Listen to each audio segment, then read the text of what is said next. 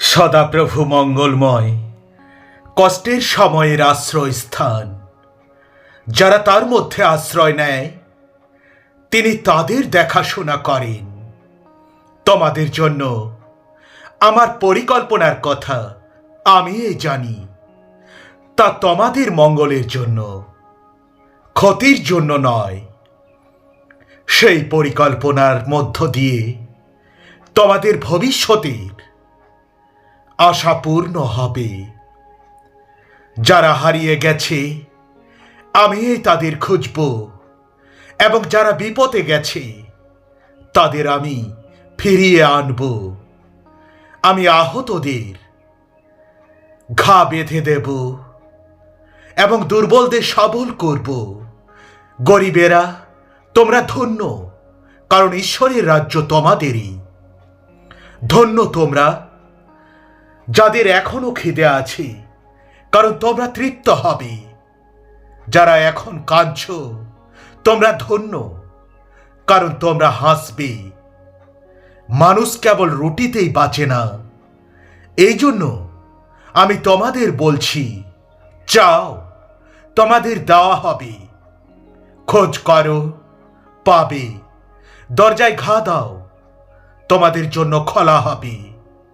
যারা চায় তারা প্রত্যেকে পায়, যে খোঁজ করে সে পায়, আর যে দরজায় ঘা দেয় তার জন্য দরজা খোলা হয়। তোমাদের মধ্যে এমন বাবা কে আছে যে তার ছেলে রুটি চাইলে তাকে পাথর দেবে, কিংবা মাছ চাইলে সাপ দেবে, কিংবা ডিম চাইলে বিছা দেবে? তাহলে তোমরা মন্দ হয়েও যদি তোমাদের ছেলে মেয়েদের ভালো ভালো জিনিস দিতে জানো, তবে যারা স্বর্গস্থ পিতার কাছে চায় তিনি যে তাদের পবিত্র আত্মাকে দেবেন। এটা কত না নিশ্চয়! যিনি তোমাকে তৈরি করেছেন সেই সদাপ্রভু এখন এই কথাই বলছেন, তুমি ভয় করো না, কারণ আমি তোমাকে মুক্ত করেছি। আমি তোমার নাম ধরে ডেকেছি, তুমি আমার। তুমি যখন জলের মধ্য দিয়ে যাবে, তখন আমি তোমার সঙ্গে সঙ্গে থাকব। যখন তুমি নদীর মধ্য দিয়ে যাবে, তখন সেগুলো তোমাকে ডুবিয়ে দেবে না। তুমি যখন আগুনের মধ্য দিয়ে যাবে, তখন তুমি পুড়বে না। আগুনের শিখা তোমার গায়ে লাগবে না, কারণ আমি এই তোমার ঈশ্বর সদাপ্রভু, তোমার উদ্ধারকর্তা, ইসরায়েলের সেই পবিত্র জন। আমি আমার নিজের জন্য তোমার অন্যায় মুছে ফেলেছি। আমি তোমার পাপ আর মনে আনব না। যারা তোমার উপর রাগ করে তারা সকলে তা নিশ্চয়ই লজ্জিত ও অসম্মানিত হবে। যারা তোমার বিরুদ্ধে দাঁড়ায় তাদের কোনো চিহ্ন থাকবে না, তারা ধ্বংস হয়ে যাবে। তোমার শত্রুদের খুঁজলেও তুমি তাদের পাবে না। যারা তোমার বিরুদ্ধে যুদ্ধ করবে তাদের আর কোনো চিহ্ন থাকবে না, কারণ আমি সদাপ্রভু তোমার ঈশ্বর।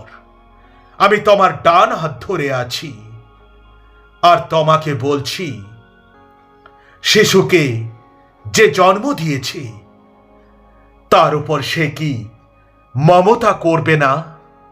এমনকি মাও ভুলে যেতে পারে, কিন্তু আমি কখনো তোমাকে ভুলে যাব না। দেখো, আমার হাতের তালুতে আমি তোমার নাম খোদাই করে রেখেছি। তোমার চারিদিকের দেওয়াল সব সময় আমার সামনে আছে। তোমরা শক্ত হও ও মনে সাহস আনো। তাদের দেখে তোমরা ভয় পেও না কিংবা কেঁপে ওঠো না, কারণ তোমাদের ঈশ্বর সদাপ্রভুই তোমাদের সঙ্গে যাবেন।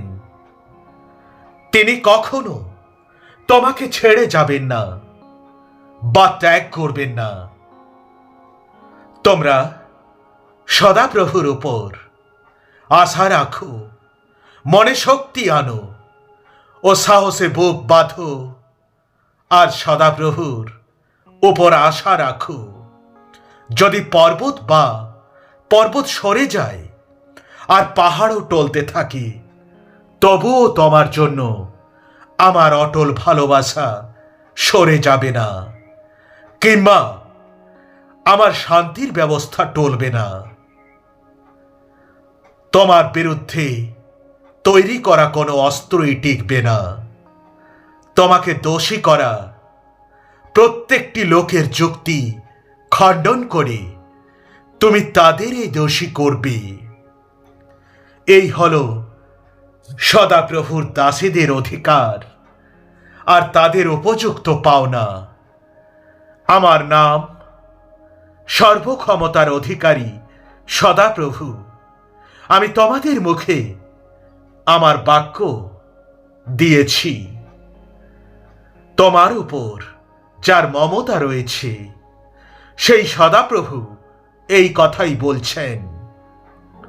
আমার পিতার ইচ্ছা এই পুত্রকে যে দেখে আর তার উপর বিশ্বাস করে সে যেন অনন্ত জীবন পায়, আর আমি তাকে শেষ দিনে জীবিত করে তুলব।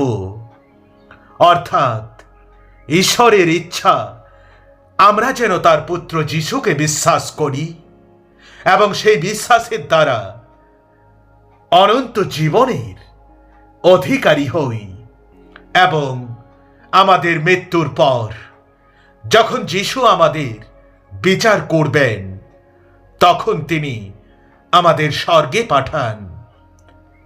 কারণ সবাই পাপ করেছে এবং ঈশ্বরের প্রশংসা পাবার অযোগ্য হয়ে পড়েছে।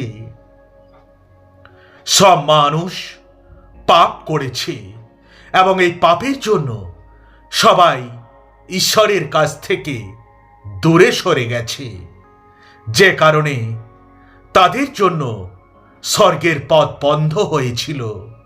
কিন্তু ঈশ্বর চাইলেন মানুষকে আবার তার কাছে টানতে, অর্থাৎ পাপ থেকে মুক্ত করতে, যে কারণে ঈশ্বর তার নির্দোষ ও নিখুঁত একমাত্র পুত্রকে জগতে পাঠিয়েছিলেন।